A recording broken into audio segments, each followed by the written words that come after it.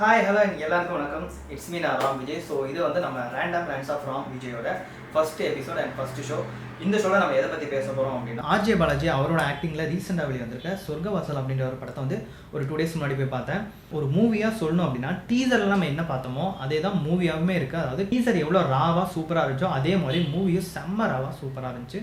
இந்த மூவியில் நம்ம ஹைலைட்டாக நிறைய விஷயங்கள் நம்ம சொல்லலாம். பட் நம்ம குறிப்பாக ஒரு விஷயம் சொல்லணும் அப்படின்னா, படத்தோட லீட் ஆர்ஜேபி அவர்களை சொல்லி ஆகணும். ஆர்ஜேபி அப்படிங்கிறது வேறு யாரும் இல்லை, ஆர்ஜே பாலாஜி தான். எதுக்காக நான் ஆர்ஜேபி அப்படின்னு சொல்கிறேன் அப்படின்னா, ரீசெண்டாக ஒரு இன்டர்வியூவில் ஊர்வசி மேம் வந்து ஆர்ஜே பாலாஜி நீ வந்து ஆர்ஜே பாலாஜின்னு வைக்காம ஆர்ஜேபின்னு வச்சு அப்படின்னா உன்னோட சினிமா கேரியர் அப்படின்றது இன்னும் நிறைய ஹைட்டை நீ ரீச் பண்ணுறதுக்கு சான்ஸ் இருக்குது அப்படின்ற மாதிரி சொல்லியிருக்காங்க. அந்த மாதிரி அவர் பேரை மாத்திரம் தான் அவரோட கெரியருக்கு எந்த அளவுக்கு ஹெல்ப் பண்ணும் அப்படின்றது எனக்கு தெரியல. இந்த மாதிரி நல்ல படங்களை சூஸ் பண்ணி நடிகாது கண்டிப்பாக அவர் இந்த சினிமா கெரியரில் பெரிய ஹைட்டை ரீச் பண்ணுறதுக்கு யூஸ்ஃபுல்லாகவே இருக்கும். எதுக்காக சொல்கிறேன் அப்படின்னா, இந்த படத்தை போய் பார்த்ததுக்கப்புறம் ஆர்ஜே பாலாஜியால் இவ்வளோ அழகாக பெர்ஃபார்ம் பண்ண முடியுமா, இவ்வளோ சூப்பராக நடிக்க முடியும் அப்படின்ற மாதிரி ஒரு விஷயம் எனக்கு தோணுச்சு. காமெடியாக பெர்ஃபார்ம் பண்ணி பார்த்துருப்போம். பட் ஆனால் ஒரு ஆக்டராக, ஒரு பெர்ஃபார்மராக, ஒரு ஜெயிலுக்குள்ளே மாட்டின ஒரு அப்பாவி இளைஞன் அவனோட ஆக்டிவிட்டீஸ் பிஹேவியர் எப்படி இருக்கும் அப்படின்றது வந்து நிறைய விஷயங்கள் ரொம்ப தத்ரூபமாக காமிச்சிருந்தாங்க. அண்ட் ஆர்ஜே பாலாஜி அதை வந்து ரொம்பவே சூப்பராகவே பண்ணியிருந்தாரு அப்படின்னு சொல்லலாம். ஆர்ஜே பாலாஜி மட்டும் தான் ஹைலைட்டாக தெரியறாரான்னு கேட்டால் கண்டிப்பாக கிடையாது. இந்த படத்தில் நிறைய கேரக்டர்ஸ் ஹைலைட்டாக இருக்குது. இந்த கேரக்டரோட பர்பஸ் என்ன அப்படின்றத தெரிஞ்சு நிறைய கேரக்டர் வச்சுருந்தாங்க. அது ரொம்பவே நல்லா இருந்துச்சு. அண்ட் ஏன்னா எந்த கேரக்டருமே வந்து சும்மா அப்படி போயிடாது. ஏதாவது ஒரு கேரக்டர் அந்த சீனில் ஒரு சின்ன இம்பாக்ட் கொடுத்துட்டு தான் போகும். ஸோ அந்த மாதிரி கேரக்டர் அப்படின்றது ரொம்பவே சூப்பராக எழுதியிருந்தாங்க.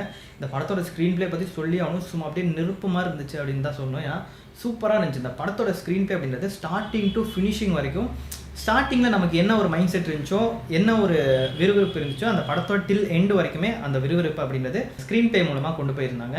அண்ட் படத்தோட எடிட்டிங் அப்படின்றது படத்துக்கு பெரிய ப்ளஸ். இந்த படத்துக்கு என்னென்ன தேவையோ இந்த டீசரில் நம்ம எடிட்டிங் கட் பார்த்தோமோ அதே மாதிரி படத்துலையுமே இந்த எடிட்டிங் கட் அப்படின்றது சூப்பராக இருந்துச்சு. அண்ட் படத்தில் இன்னொரு விஷயம் நம்ம மென்ஷன் பண்ணோம் அப்படின்னா, மியூசிக் பயங்கரமாக பிஜிஎம்லாம் போட்டு சும்மா மாஸ் சீனா அப்படிலாம் இல்லாமல் சீனுக்கு என்ன தேவையோ அந்த அளவுக்கு கொடுத்துருந்தாங்க. குறிப்பாக அந்த இன்டர்வல் போர்ஷன்லாம் வந்துட்டு அந்த சீனு ப்ளஸ் இன்டர்வல் அந்த பிஜிஎம் அப்படின்றது வந்து சூப்பராக அந்த சீனை நல்லா எலிவேட் பண்ணிச்சு. அந்த பிஜிஎம் வந்து இன்டர்வல் சீனை வந்து பிஜிஎம் வந்து நெக்ஸ்ட் ஸ்டெப்பு கொண்டு போச்சு அப்படின்னே சொல்லலாம். ஸோ அந்த சீன் ரொம்ப நல்லா இருந்துச்சு. ஓவராலாக இந்த படத்தில் வேறு என்ன அப்படின்னு சொல்லணும்னு நினச்சோன்னா, இந்த படத்தில் பெருசாக நெகட்டிவ் அப்படின்ற மாதிரிலாம் எதுவுமே இல்லை. இந்த படத்தில் நெகட்டிவாக சொல்லணுன்றதுக்கு ஒன்றுமே இல்லை. ஆனால் என்ன, வன்முறை கொஞ்சம் ஜாஸ்தியாக இருக்குது. அது கண்டிப்பாக நெகட்டிவ் கிடையாது. ரியலாக என்ன நடந்துச்சு அப்படின்ற மாதிரி விஷயம் காட்டணும் அப்படின்னும் போது ஜெயிலில் ஓரளவுக்கு, அதாவது ரொம்ப இன்டென்ஸாக காட்டாமல் ஜெயிலில் எப்படியெல்லாம் இருக்கும் அப்படின்ற மாதிரி சில விஷயங்கள் காமிச்சிருப்பாங்க. அதெல்லாம் கொஞ்சம் ராவாக இருக்கும். அவ்வளோதான், நல்லா இல்லை நெகட்டிவ்லாம் சொல்ல முடியாது. அதெல்லாம் கொஞ்சம் ராவாக இருக்கும். அதெல்லாம் கொஞ்சம் உண்மைக்கு நெருக்கமாக இருக்கும்னு வச்சுக்கோங்களேன். அந்த மாதிரி ஒரு சீன்ஸ் எல்லாம் இருக்குது.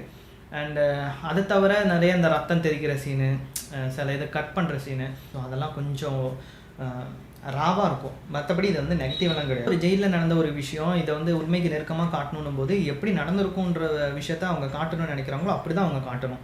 எப்படி சொல்கிறது, எழுதும்போதே இவங்க சென்சார் பண்ணிட்டு எழுதுறாங்க அப்படின்னா நிறைய படம் நம்ம பார்த்துருப்போம். ஒன்று இவங்க சொல்லவங்க முழுசாக சொல்லியிருக்கணும், இல்லை மேலோட்டமாக சொல்லிட்டு போயிருக்கணும்.